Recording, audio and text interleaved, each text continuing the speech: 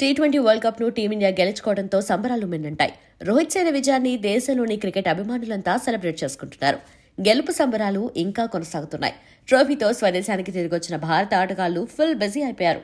మొదట ప్రధాని నరేంద్ర మోదీని కలిసి బ్రేక్ఫాస్ట్ చేశారు. ఆ తర్వాత ముంబైలోని వాంఖడే స్టేడియానికి వచ్చి అభిమానులకు థాంక్స్ చెప్పారు. విక్టరీ పరేడ్ ద్వారా లక్షలాది మంది ఫ్యాన్స్ కలిసి భారత జట్టుకు మద్దతుగా నిలిచినందుకు కృతజ్ఞతలు తెలిపారు. అనంతరం ఆటగాళ్లు ఎవరిళ్లకు వాళ్ళు వెళ్లిపారు. విక్టరీ పెరేడ్ ముగిసిన తర్వాత రోహిత్, హార్దిక్ లాంటి వాళ్లు ఏదో ఒక కార్యక్రమంలో పాల్గొంటూ బిజీగా గడుపుతున్నారు. వరల్డ్ కప్ గెలిచిన భారత జట్టును అందరూ ప్రశంసల్లో ముంచెత్తుతున్నారు. టీమిండియా సూపర్ గా ఆడిందని మెచ్చుకుంటున్నారు. అయితే మెన్ ఇన్ బ్లూ పై ఎప్పుడూ విద్వేషం చూపించే ఇంగ్లాండ్ మాజీ కెప్టెన్ మైఖేల్ వాన్ మరోమారు తన బుద్ధి చూపించారు. ప్రపంచ కప్ మ్యాచ్ల నిర్వహణలో భారత జట్టుకు ఐసీసీ ఎక్కువ ప్రాధాన్యత ఇచ్చిందని, ఆ టీంకు అనుగుణంగా షెడ్యూల్ ను ప్లాన్ చేసిందని వాన్ విమర్శించారు. గ్రూప్ మ్యాచ్ల నుంచి ఫైనల్ వరకు టీమిండియాకు అనుకూలంగా షెడ్యూల్ ఉందని, అదే సెమీస్ కు చేరిన ఆఫ్ఘనిస్తాన్ టీంకు అన్యాయం జరిగిందన్నాడు వాన్.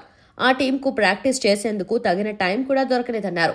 బీసీసీఐ ఏం చెబితే అదే నడుస్తోందని ఇండైరెక్ట్ కామెంట్స్ చేశాడు. దీనిపై భారత మాజీ హెడ్ కోచ్ రవిశాస్త్రి సీరియస్ అయ్యాడు.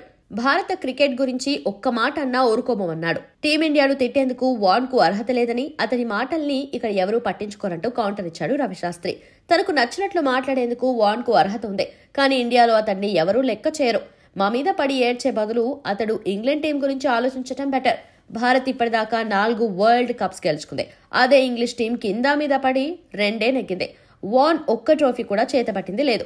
కాబట్టి ముందు అతడు తన పరిస్థితి గురించి, తన జట్టు గురించి ఆలోచించుకోవాలి.